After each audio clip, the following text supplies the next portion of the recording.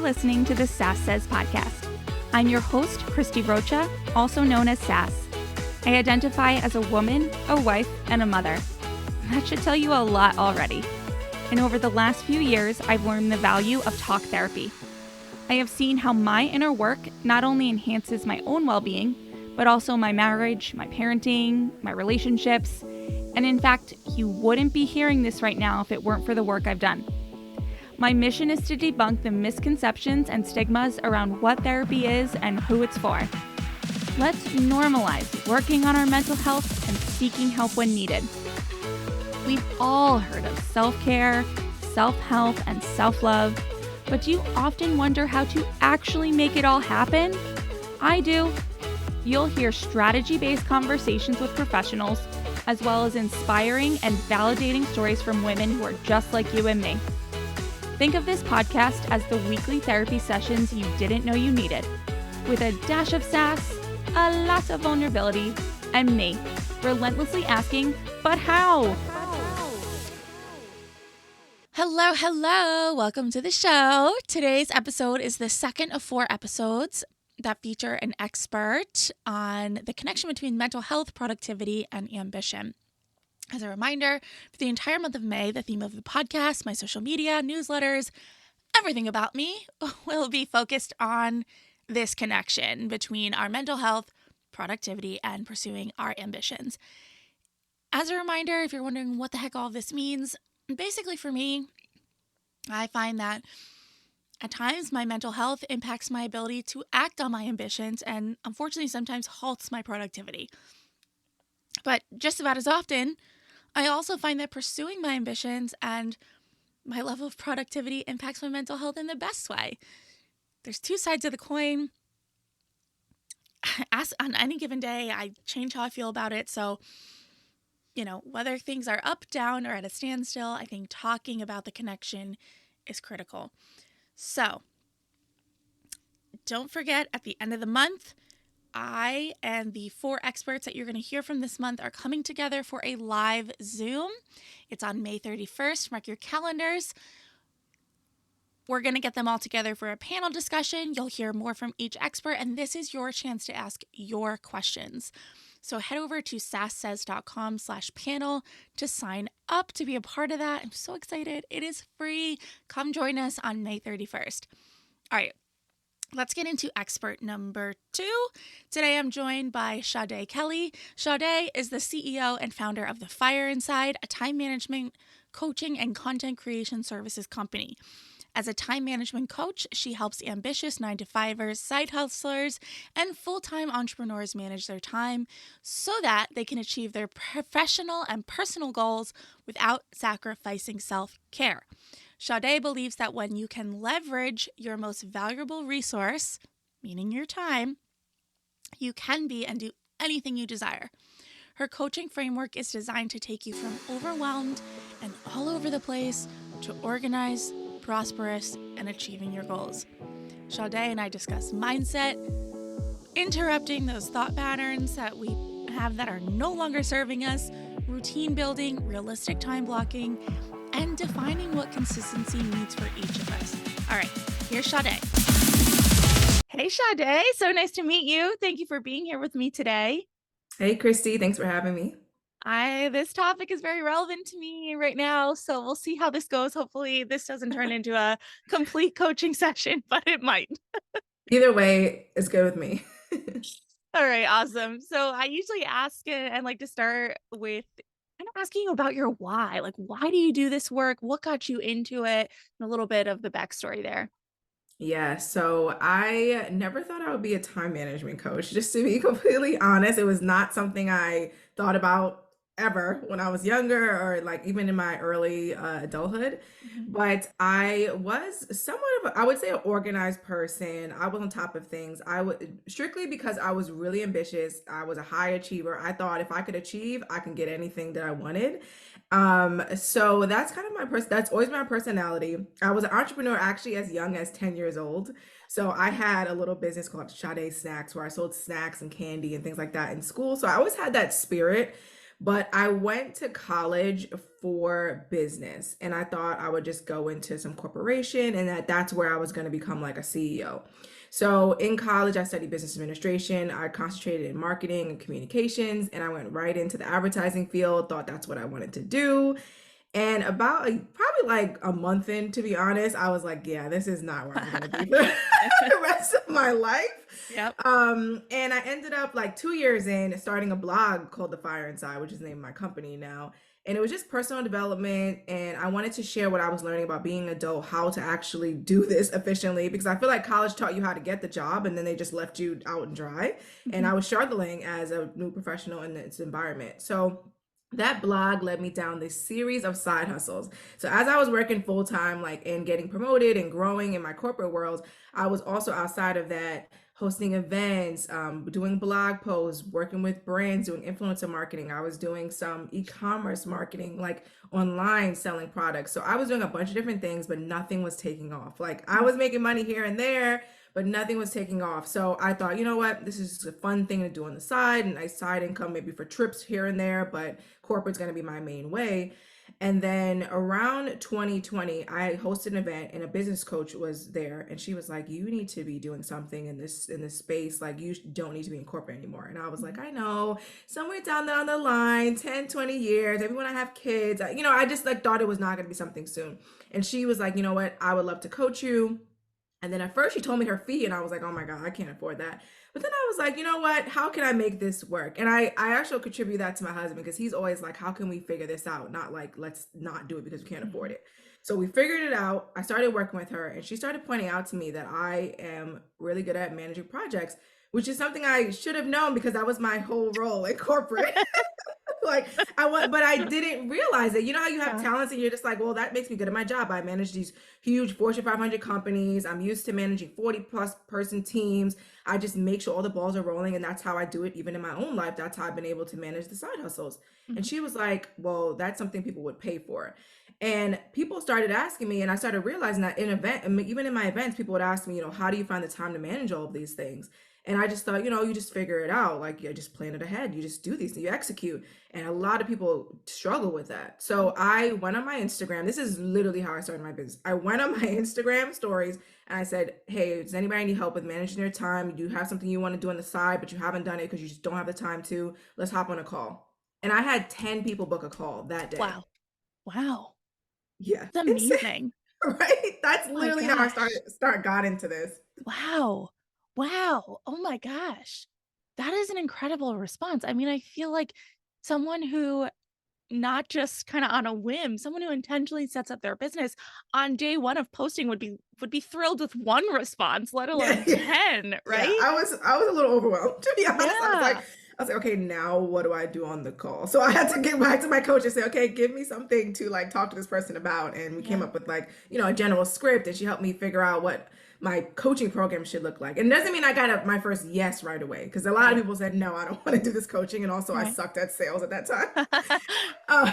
But eventually I did end up signing my first 2 clients actually, like within like 2 months. Very cool. Okay. So I want to just touch on something and highlight what you said, because I think it's so important and often overlooked is, when you're like, I feel like I should have known that this is where I would have ended up, or that this was something I was really good at, but it came so second nature to you. To me, that's like finding gold. It's like you are working in such alignment with yourself and with what naturally just comes easily to you. And so when people are like, oh, the cliches of work shouldn't feel like work. It's like, I'm certain there are aspects of now your business that very much feel like work for you. But the core of what you do, and when you're working with someone and helping them, it's like, you're just being you. You're just doing what you're good at and what you would be doing anyway, anywhere. And now you're just doing it for yourself and for others. Like it's really pretty cool, actually. Yeah. Yeah. Anything you want to add to that, or should I ask you my next question? Oh no, I was gonna say that when I first started coaching, I felt a little guilty, and I'm sure your listeners may feel this too if they're doing some work that's in alignment with them, because I was like, am I really doing work? Like the part Mm, of marketing and sales and operations, that part is bookkeeping. work. Yeah. Yeah, that stuff, bookkeep, all that stuff is like the work part of it. But once someone is signed and they know they want to be here and we're on a coaching call, these questions, like the answers to the questions, just like they just come to me. I don't even have to think very hard. It's like Yeah. someone having an issue. I'm like, oh, do this, try this. How would you have you thought about this? And the questions just come to me. And then I get off the call and I'm like, did I just do work or did I just help a friend? Like that's genuinely what it feels like. And in the beginning, it was like felt so uncomfortable. Like, is this Yeah. how easy it could like life and work could be in terms of Yeah. like coaching? Yeah. Yeah. Well, yeah, I mean, but it's awesome, right? Like Yeah, I yeah, mean, it's great. it's really once you get over that hump of is Yeah. this okay, right? Hmm. And I wonder, was there anything to it as far as moving past that or just like repetition of this is what I'm doing? Repetition, but also I do a lot of mindset work, and I think that is Mm, like the most important work that you can do. And I question a lot of those thoughts, like, why can't it be this easy? Who said it has to be hard? Who said you have to do things this certain way? Are you in business for yourself or for someone else? Like, just really pattern interrupting like all the thoughts that were kind of holding me back, and that helped too. mhm. Where and how did you learn to do that? To really how to challenge those thoughts and get into that? Where did I? Oh, that's a good question. So I got into personal development. Like I'd always been into personal development in the sense of like I just want to figure out how I can get better. So I was one of those people who when they teach you in like college to find a mentor or find someone who's done what you want to do and just network and meet them, I was the person who did that. I'd be on LinkedIn, send a bunch of You messages. I actually would did it. Yeah. yeah, I literally would like So meet many of with us them were like, lump. "Nah." Yeah, I know. I like Yeah. they would say that and I was like, that's the key to success. Okay. And I think it comes from like my upbringing too, where I was like, I just didn't like love my mom and everything, but she didn't I saw her go to a job she didn't enjoy every single Mm, day. Like and all I could think about as a kid was like, nah, I don't want to do that. yeah.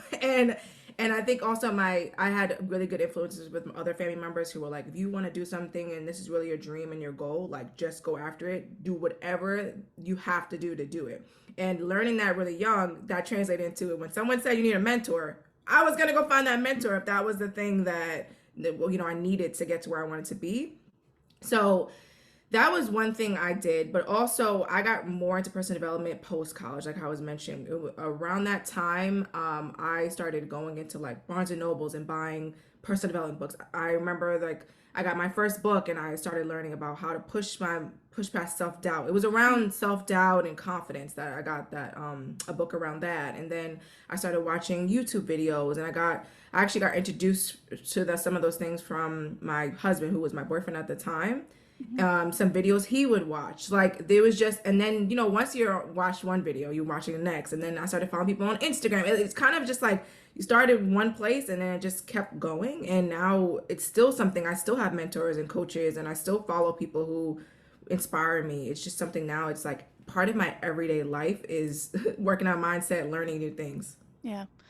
I want to ask you the specifics of what that actually looks like now, but something I consider every now and then, and I wonder what your thoughts are on this is, I've been on the personal development journey, if you will, Mm-hmm. for a couple of years now, mainly since becoming a mom and just that whole like, whoa, who am I now? What do I care about? My whole life is flipped upside down, and I got to figure this out. Um, but there are times I find that I've gotten so into things of like working on myself that I sometimes wonder, am I at a point where I'm doing perhaps, I don't want to fully say disservice, but it's almost like I stir up things that weren't stirred up, and I think that's the whole thing, right? But there are times where I'm like, did I need to stir this up right now? Like, did I Mm-hmm. need to stir this up? And I'll just give you an example.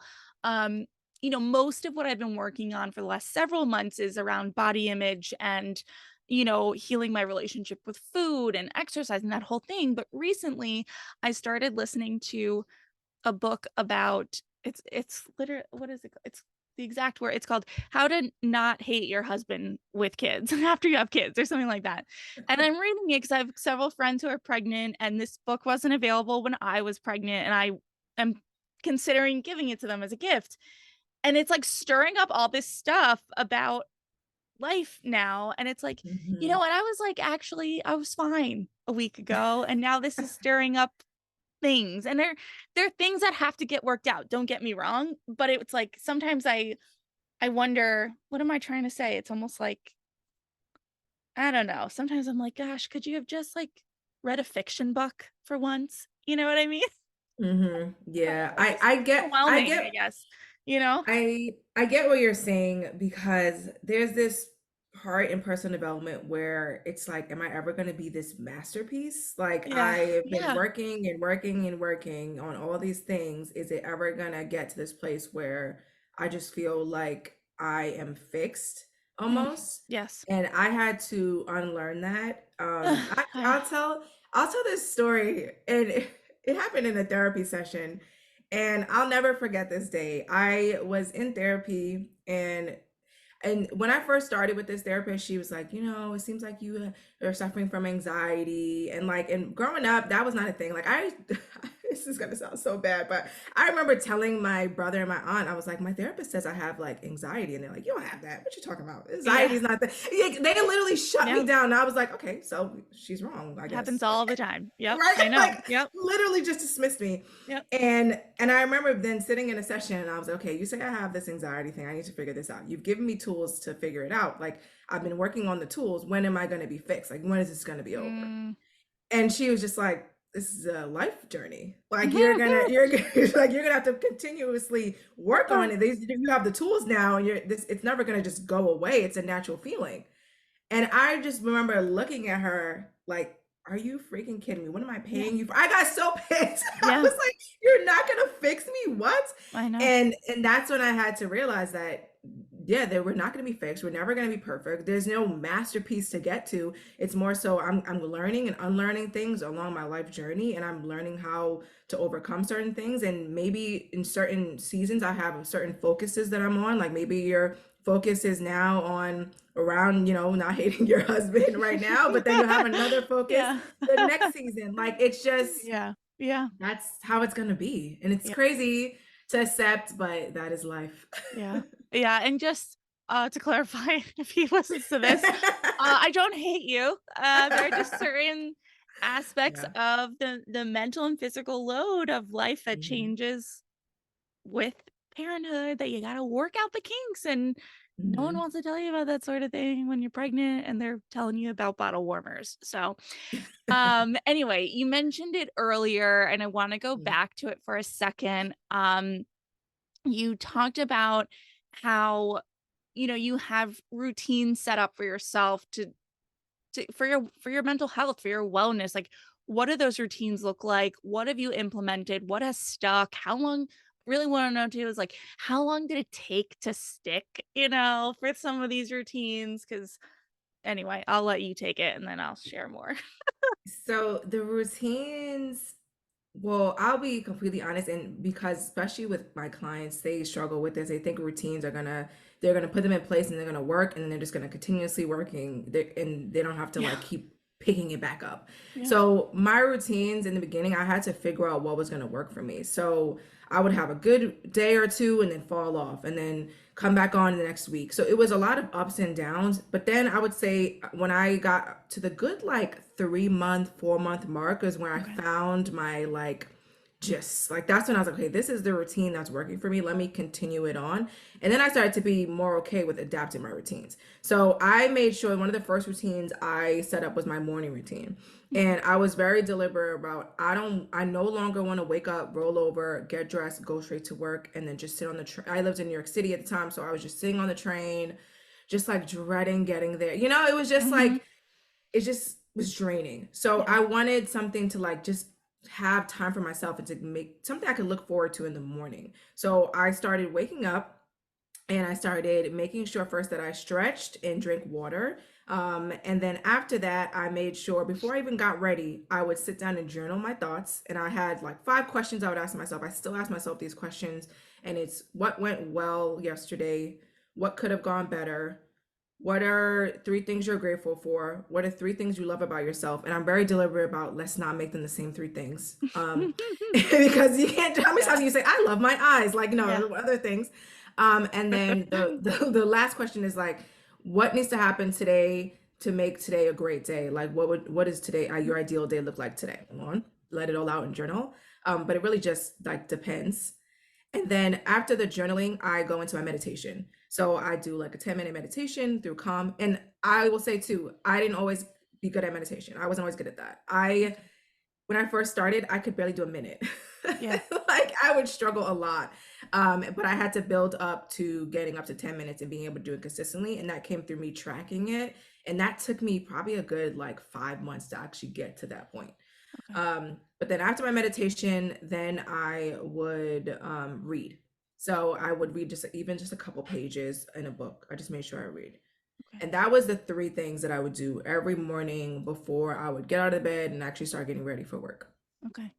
Yeah, I just did the Calm app, like the 30-day challenge. Hmm. Not, it's not really a challenge, but it's the 30-day thing with Jeff Warren, and it was amazing. Like I actually learned how to meditate, right? Hmm. Like, and not just this is sitting quietly, like he actually went through it. I don't know if you've done it, but um I really was hoping that after doing that it would become a thing that I continue to Hmm. do. And I haven't done it again since I finished that. And it's making me crazy because I want to. In my mind, I want to, but it just is not a thing that sticks.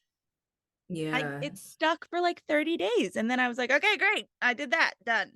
Um, Hmm. I don't know. Yeah. All right. So, oh, can Yeah, I go add ahead. to Yeah, that? So please. I was Please. gonna, so Please add to it. I was going to suggest, and I've seen this work with myself and clients, if you have something that you do every single day already, add on the meditation to that.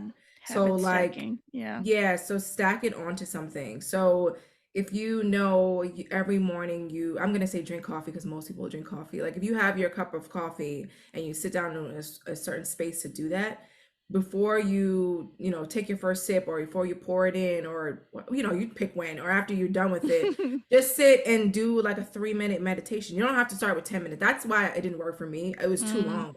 I couldn't do it for that yeah. long. My mind would just be racing. But when I started with like 1 minute, 3 minute, 5 minute, and I started working myself up to 7, then 10, and then even one time I did it for 30 and I was like, whoa. Mm. So you can My just God, I can't slowly, even imagine. Yeah. yeah, so just slowly add it on and start tracking it. I don't know if you're someone who likes checking things off, but if you are Mhm. someone like that, tracking works really nicely because then you get to see how many times you're doing it and it motivates you to want to keep doing it. And also maybe don't start with trying to do it every day.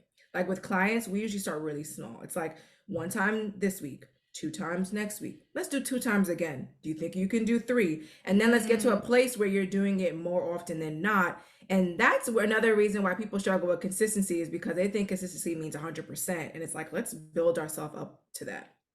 I love that. That is incredible to hear and such a great point because the next thing I was going to ask you before you said all of that is something that I struggle with is that I want, and for most of my life, up until having children, I could decide that Monday through Friday would essentially be the same as far Mm-hmm. as routine. But my weeks now, even when everything that's planned goes to plan, every day is different. My kids are only in school Monday, Wednesday, Friday.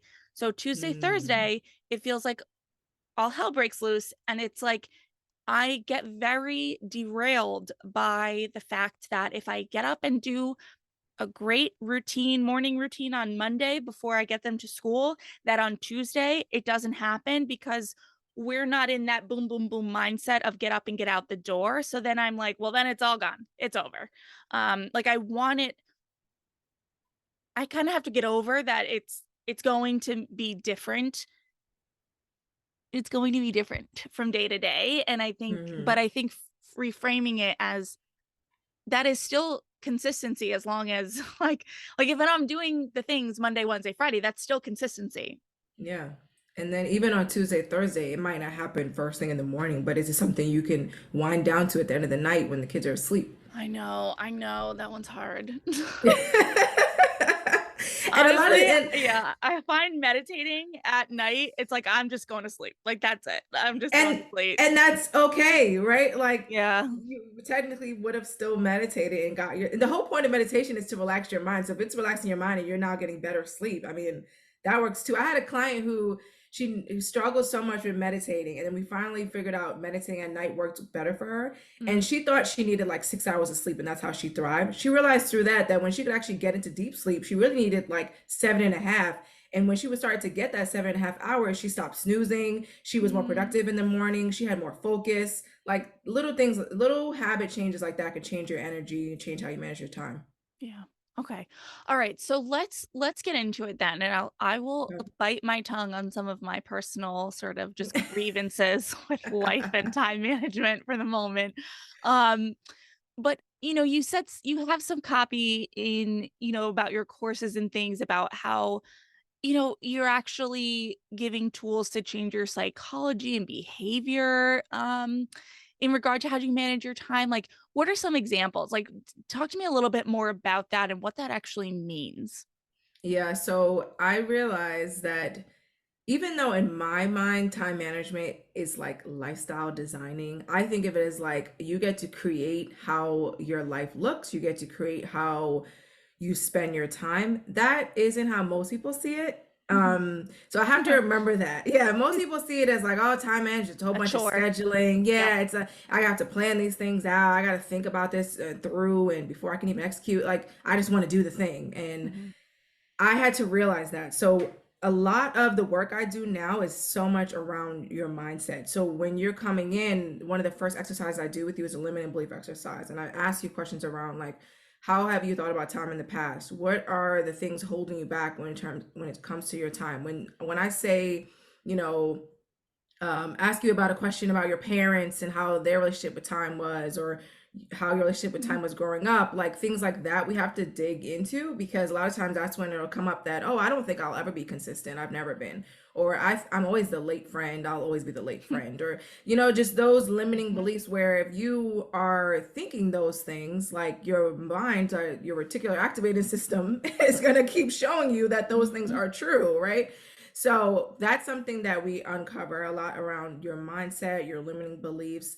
And then we have to look at what are your actual habits. So a lot of times when I ask people what their habits are, they'll give me, the nice answer. But then when we actually audit their time, we see their true habits. So I'll have clients actually, I'll have them Terrifying. actually audit how they spend their time. Like I'll give them a sheet and I'll say, okay, each hour of the day, just write out what happened. And it's as simple as that. And I'm like, be honest. I want to like actually hear what happens. I'm not going to judge you. I've seen it, and believe me, I've seen it all on these sheets. I'm like, there's nothing I'm going to judge you about.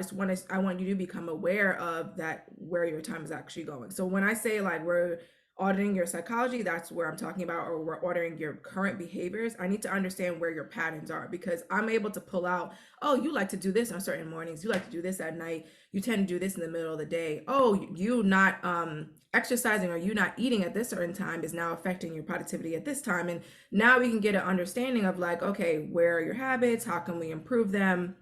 And how can we manage your day around your regular natural patterns that you already have? Mhm. Mhm. Okay. So once we've identified some of that, we've done the deep inner work and all of that. Where would it go next? Like, what do you actually start to do to help someone implement new routines? Like, what does that process look like? So next is we have to figure out what you want. And I know that when you hear that, I think it's one of the things like, of course I know what I want. But most people I realize don't know what they want. No, I have no idea. Yeah. Like, I think I know what I want. It's almost like I think I should want this. That's really what it is. I should Yes. want this, but Yes. really, I know if I haven't implemented something, it's because I don't really want to. So, yeah. Yes. Yeah, go ahead. So go ahead. Exactly. Yeah. So we have to differentiate between the shoulds and what we actually want, because a lot of times what we want has been curated by what we see online or what we've seen in our Mhm. lives. So now we have to just think through, what do you actually want? So I'll ask clients like, how many hours do you want to be spending on your self-care, on your wellness, health, fitness, etc.? How many hours do you want to spend with others, with yourself, And then I'm like, all right, how many hours do you want to work? Right? Because we all go to, oh, these are my work hours. That's where we want to start. But I'm like, no, look, because the thing is, we complain about having all those work hours. So let's start backwards. Like, let's think through, what is the lifestyle changes I want to make? Where do I want to be? How many hours do you want to spend? What do you want to do each day or each week or each month or each quarter, each year, etc. So we have to get down to like, okay, here's all the different things I want to be doing. And it's okay if that changes, because, we're humans. We may do something and then we figure that's not what we want this season. But we have to really get clear on, what do you actually want? Once we have that down, then it's all right, let's get this into some type of system. What's going to be the process to make sure these things happen? And that's when we go down all of the work of creating the systems, your processes, what how you're going to prioritize, maybe what boundaries are you going to put into play, which is something most of my clients don't think they're going to get help on. But a lot of their issues around time is because they don't have standards for how they spend their day. Yeah, very true. And Mhm. so when you say a system, like that could actually be an app on their phone, or, a calendar or a planner of some sort. Like, you mean actually putting it into something in writing or in type that is going to keep us on track. Yeah, like it's literally a process. It could be an app, it can be a calendar, it could be a project management software, but then it could be none of that. It could literally just be something as simple as, I'm going to print out my goals and I'm going to keep them on my desk. And the first thing I'm going to do when I open my computer is now review my goals, because that helps me align with Mm, making sure I stay on task. Or I'm going to make sure I keep my planner up on my desk to make sure I do that. Or is it that I never get my laundry done because I don't have a distinctive day where I'm going to put it in the washer and dryer, and then another day where I'm going to put it away and keep it clean? yeah. Like, it's as simple as any of those processes. What are the steps, and how can we outline it so that way it's simple and how you're going to go about it each time. Yeah. Okay. Okay. I'm wondering, when we consider a household and how it functions, right? Like, we have these a lot of very unspoken routines and rules and patterns and habits. When I consider, speak for myself, changing up a routine or a pattern or a habit, I know one of the things that often gives me some anxiety is, what are the ripple effects going to be in my house? And there's a part of me over here on the left side of my shoulder that's going, anything you do what good for yourself positively impacts the rest of your house. I Right. absolutely, like, the logical, rational side of my brain knows that. But the emotional side sometimes goes, well, if I decide to implement XYZ into my routine, that will automatically mean I'm not doing what I was doing before during that time, which might take me away from my husband, which might take me away from my kids. And it's like the left side is jumping in, like, that's good, that's okay, you need that. And then the other side is like, I don't want them to be hurt by that. I don't know, like, any advice on how to incorporate the people around us, or maybe it's not incorporating the people around us, but like, when we start to make these changes, how do we deal with that? Yeah, so I think you have to just bring them into the conversation. Mm, Like, especially your husband is like, your life partner. yeah. So if you can bring him into the conversation around, here's what I'm thinking in terms of, I want to change this routine that we've been doing for years. And of course, he may have some apprehensions in the beginning, but if you can explain, like, this is why I want to do it. Are you willing to try this out? Can we meet in the middle? Can we compromise? I'm Yeah. sure he'll probably be understanding and want to Oh, at I least know he try would. it out with Yeah. you. Yeah, No, I exactly. know So he it's would. like, I know. just, yeah, having the conversation is just like the hardest part. And I think a lot of times I see this with myself and clients, we want to avoid the conflict, Yeah. but sometimes we need to just like have the conversation and stop thinking about it as conflict. Just have the conversation, voice out, what you want to change. And then with kids, I've seen it work really well with a lot of the moms I work with. Kids sometimes, a lot of them are like excited to like help the mom or be Yeah. involved with whatever they want to do, or learn about something new, especially if you explain like, this, why this is great, and how me being able to do this is going to help me to have more time with you on Saturday, where I don't even have Mhm. to think about work because I've gotten so structured on a Monday or a Tuesday. Mhm. So yeah, I think it's just having the conversation and I being know. okay with like the uncomfortableness, because Yeah. eventually it gets better. And Yeah. I'll tell you one thing, when I first started in entrepreneurship, it was as if people thought I didn't work. So they would just call, text anytime they want, especially for my mom being retired. It was like, all right, I can call you at 2 o'clock now. We can talk all day. And I had to be like, no, these are my work hours. My phone will be on silent unless it's an emergency. Please do not call me during these times. And it was very uncomfortable to say that. Yeah. But then people started to get trained where if I did pick up the phone in the middle of the day, they were like, aren't you supposed to be working? And they were like, call me out on it, right? And Yeah. they started now holding me accountable. And I was like, oh, Yeah. yeah, you're right. I did say that. Yeah. So it'll work out in your favor too when you are communicating with other people around you. Yeah. And that touches on, you said that earlier with the boundaries of just really getting clear on how you value your own time Mm-hmm. and sticking to it, right? I mean, time, we know how important it is as a concept, but we're so quick to just give it up. We're so Mm-hmm. quick to give it to someone else, our own time, or Mm-hmm. to give it to a social media or an app or Mm-hmm. something that's distracting us. What do you think about, how do you incorporate some of what some people call, I don't know if you have a term for it or what, but like the white space? How do we build in more time to just be? Ooh, I love the white space. And I think I work with a lot of ambitious women, so creating white space is very uncomfortable. And it's still something that was uncomfortable for me too. Like the thought of doing nothing sometimes freaked me out because I thought of all the things I could be doing Yeah, during same. that time. Yeah. Yeah. So I like to put in deliberate breaks onto my calendar. And if it's a break, I make sure it's an actual break away from technology the best I can. Like whether it's a walk, I go eat and actually just eat. Like it's just being more mindful. And I think when you learn about mindfulness, that helps too. Mhm. Um, so really, I would just suggest putting in like deliberate break time for yourself and seeking moments to do nothing. And I gave this example. I spoke at at some membership like a couple months ago, and I told the woman there, I was like, when you're on the grocery line, are you typically like this, like in your, in your face is like in your phone? Mhm. And they were all like, yeah, of course. Like, what else would we be doing on the line? I said, try to just keep your head up and just gaze around and be present and look around while you're online. Don't Yeah. even look at your phone. Don't like you just be there. Just people watch for a second. Just be.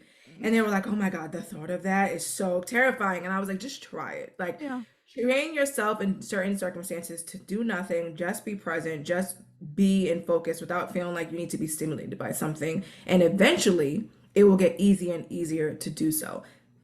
Yeah.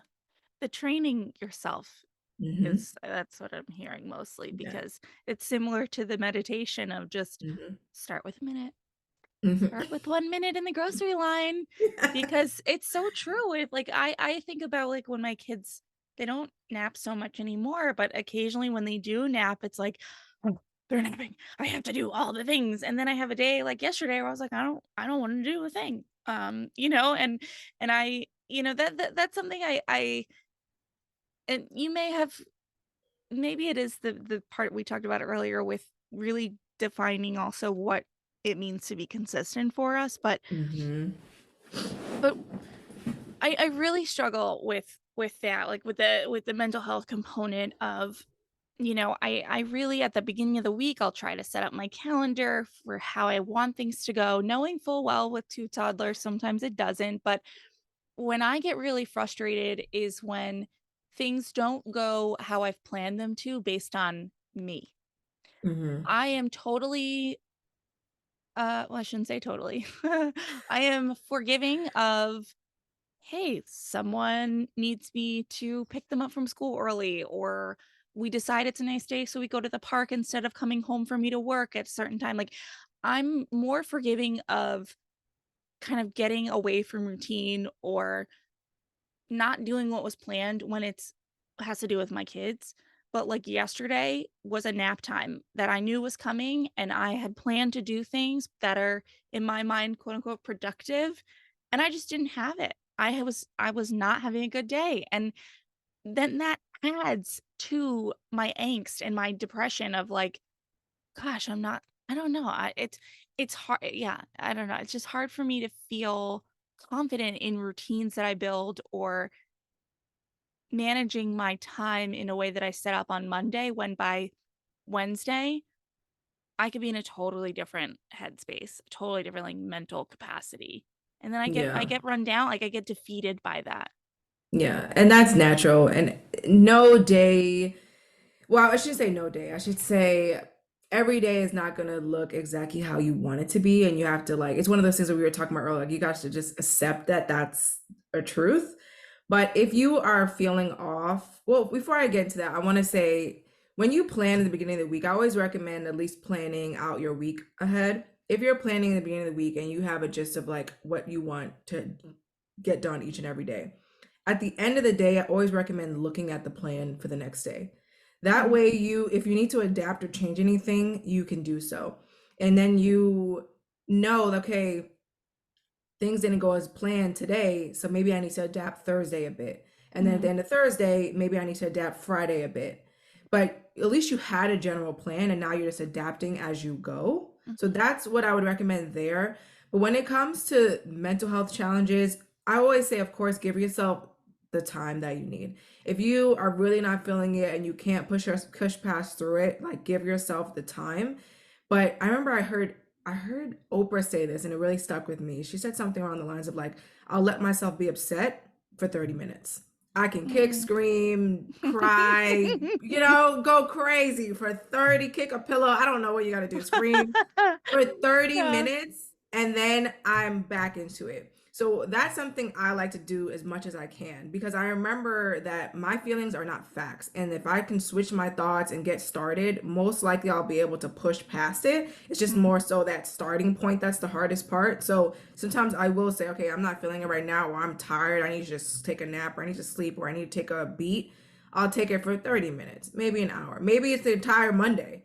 But Yeah. Tuesday, I'm going to now adapt and move past it and start really small and at least get going on one of the things. Mhm. That way I don't disappoint myself. Yeah. Yeah. And you know what's so funny as you're talking, I'm recognizing how I'm able to do that much better than I think I am. I think it's one of those things where I'm just hard on myself, Mm-hmm. and I really despise trial and error.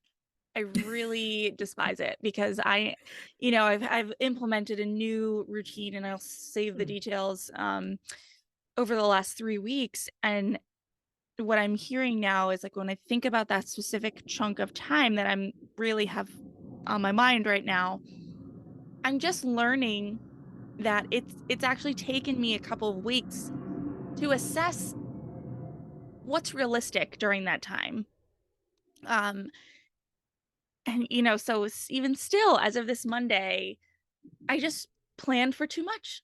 The things Mm-hmm. that I put in that time block take longer than I have the time allotted for. And it's like, okay, that doesn't mean that I failed at that time block. It Mm-hmm. just means I learned that next Monday, I know I can only put three bullet points of to-dos in there instead of 8.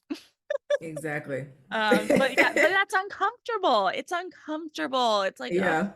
wanna like Yeah. I just want to get ahead of just zoom ahead. Yeah. And it's like you just have to learn to be patient, which I hate to say because I hate Oh patience. my Like gosh, I know Sade. it's I don't want it. I don't want yeah. it. Yeah, it's so annoying, but it's just life. Like you just have to, it goes back to just accepting that that's a part of life. Like, and when it comes to being realistic about your time blocks, know that most people don't get it perfect, even myself. Sometimes I think something will take a certain amount of time, especially if it's a new task. I'll gauge based on other things how long it'll take. And sometimes it'll take longer, and I'll have to now move the time blocks around, or I'll have to just stop what I'm doing, go to the next thing, and come back to another date. And that's why I started breaking up projects better. So I Mhm, stopped putting projects as a task for the day and realized, okay, maybe I just start this day. I pick mhm, it back up on the next day. I add to it on this day, and then I mhm. practice it on that day. And it's just all spread across a certain amount of days. Some people that works for it, other people they like to do one thing for the entire day and then that's how they do it. It really just depends on the person, and that comes through trial and error. Through that's how we can figure out what best works for someone. Yeah. Yeah, Mhm. I know. I know it's part of the process. Yeah. I think the other part of it, and just for a little bit of clarification on my end, is that I think going through in the last few years, as we all did, like the pandemic and dealing with a lot of mental health challenges throughout that, being I was postpartum during that time Mhm. and just was in such a hole mentally and emotionally that it's almost like now that I can see some light and then like feel like I'm getting back to myself. It's like I spent so much time feeling incapable that now that I feel capable, it's like I just want to do, I just want to execute, and Mhm. it's really not how it works, but that's where it's coming from. It's like, "Oh, I can Mhm. finally like exist and go places and do things and I feel mentally stronger, so I just want to go." Yeah, and that's great for someone who enjoys planning, or if you're someone like that, plan it. Like, I know how you feel because especially as an entrepreneur, I have ideas every single day of things I Yeah. want to start or do. And I just started keeping an ideas book, and I Mm. recommend that to my clients too, because a lot of times we get distracted by our own ideas. It's not even like I get distracted by Instagram. It's more so like now I want to look up everything about this topic I just Yes, I learned. totally do And, that. Yes. and then I'm Yes. going down a rabbit hole, and then I'm like, oh shoot, it's 5 o'clock. Like, how did Yes. I get here? So I started just keeping like an ideas notebook where I'm writing down all the ideas and things. It's literally like this one business notebook where all my ideas, notes, things I want to remember are all in this one spot.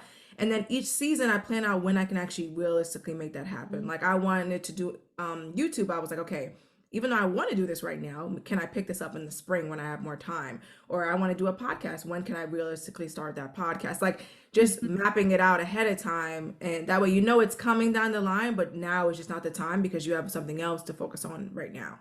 Yeah. Okay. Okay. All right. Mhm. So let's dial it back a moment just as we Okay. sort of wrap up here. Someone listening and is like, all of this sounds amazing. I want to implement some of this, like bring it back to like a really tangible starting place.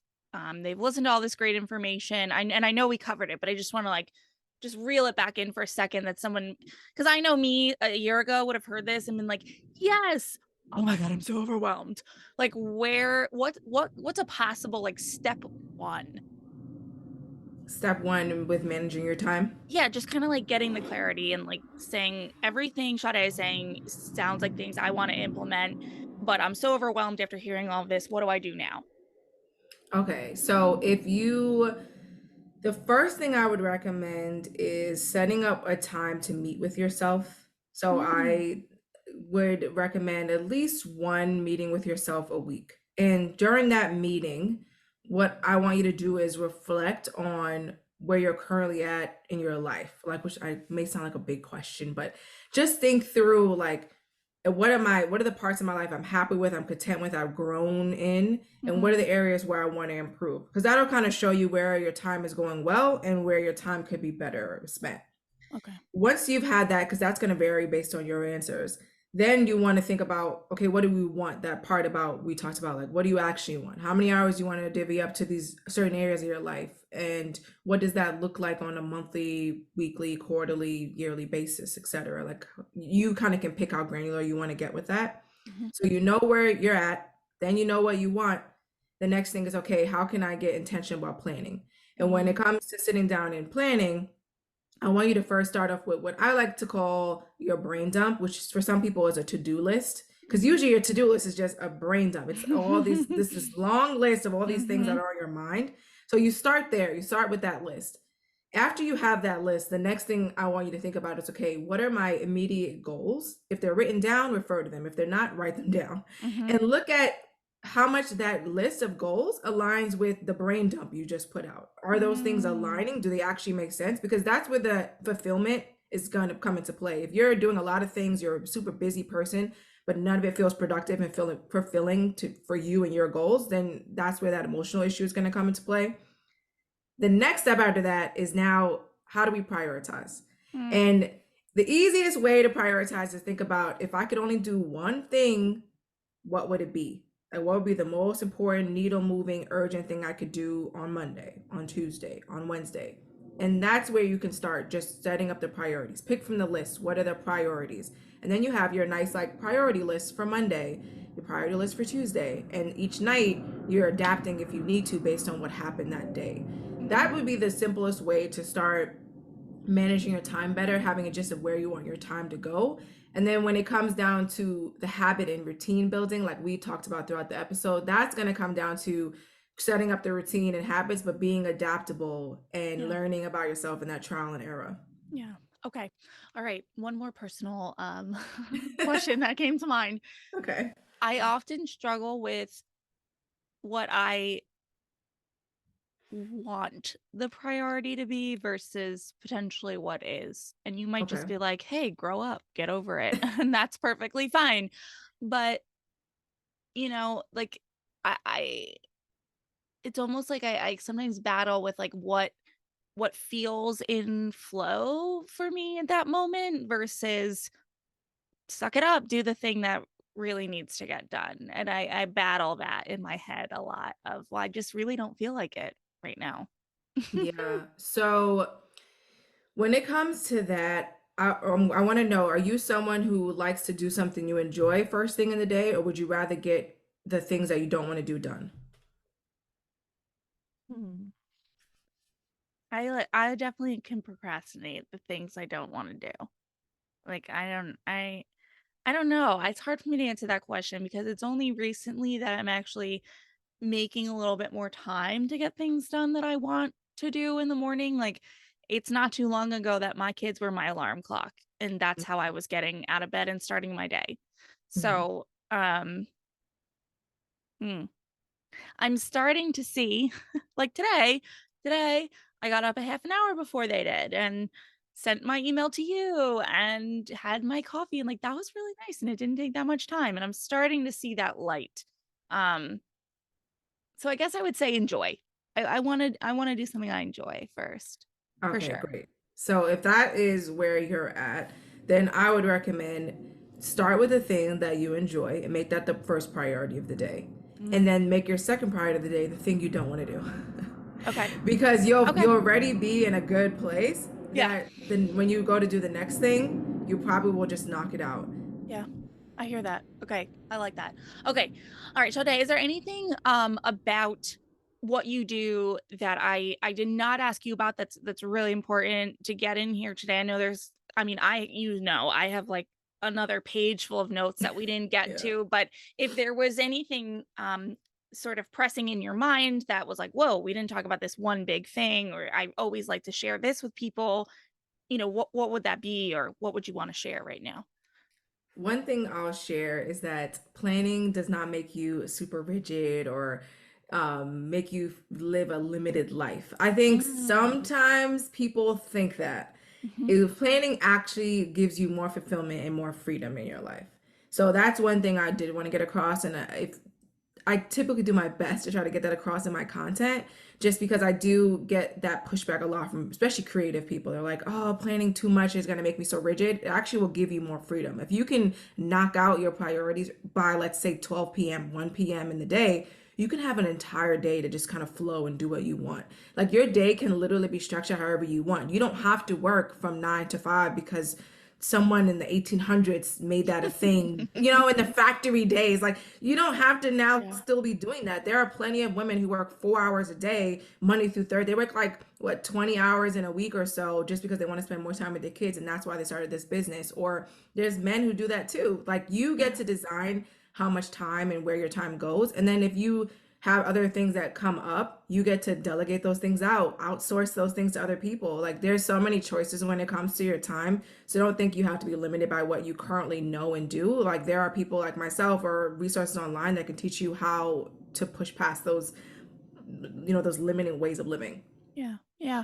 And just out of curiosity now, are most of your clients women? Yeah. Yeah. Are it's 100% women? Did you say? No, I've No. Okay. worked, let's say like 98% Yeah. is women and like 2% have been men. Yeah. Why do you think that is? Someone else asked me this the other day, and I was like, I don't know if it's because I'm a woman. Sometimes I think that does happen online, like people want to learn from someone who Hmm. is like them. But also, I think men sometimes they think they're better at like planning and managing the day than they are.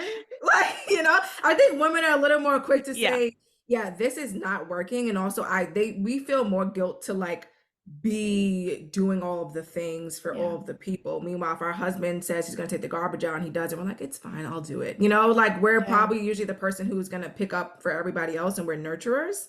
So I think we're very deliberate around, okay, I want to be able to do all of the things. Whereas men, I don't know. I think they just think they're probably better at time than they are. Yeah. But I'm not sure because I haven't worked with that many men. Yeah. No, I mean, I just like in my mind, I'm like patriarchy. It's just Yeah, like, probably. yeah. The world was set up for them anyway, right? We Yeah. go through a 28-day cycle that they never know anything about. Yeah.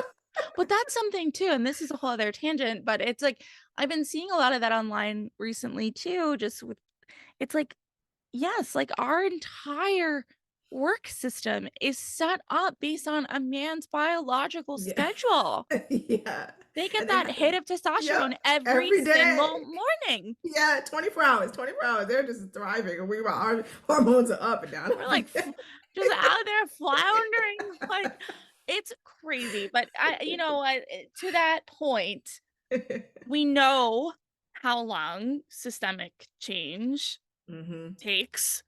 Yeah.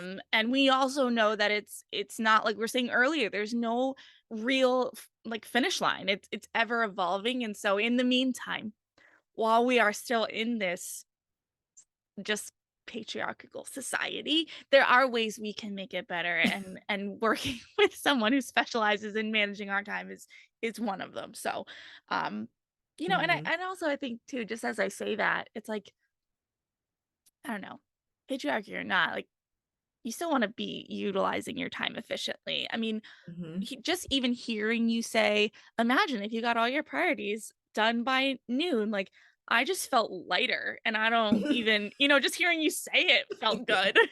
Yeah. Like, yeah, Yeah. I want that. So, all right. Well, Sade, as you know, I got a lot more for you, but I will keep to our time here, and we'll have another opportunity to speak, as part of our group segment. And I just appreciate your time so much. And again, if there's is any parting words, otherwise, I just thank you so much. Thank you for having me. I would add on, if anyone wants to contact me or have any additional questions, feel free to reach out to me on Instagram. My handle is Sade, that's Sade Kelly _. Thank you so much.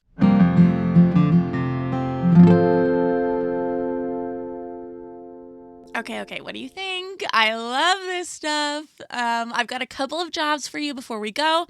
Number one, check back in on Friday for my recap, thoughts, reflections, and how I've implemented what I've learned from this conversation with Sade. Number two, check out my social media to learn more about the theme for this month and find out who the other experts are. And number three, don't forget to go to sasssays.com/panel to sign up to join us for a live Zoom panel discussion with all four of these fabulous experts on May 31st. Thank you, Sade. Thank you for listening. I'll see you next time. Bye. Thank you so much for tuning in today. Sass Says is a production of Luann Nigara, Inc. This podcast is meant to be educational and not meant to replace professional therapy or professional medical attention. To learn more about today's show and what's new in my world, head over to sasssays.com. Thanks so much. Talk later.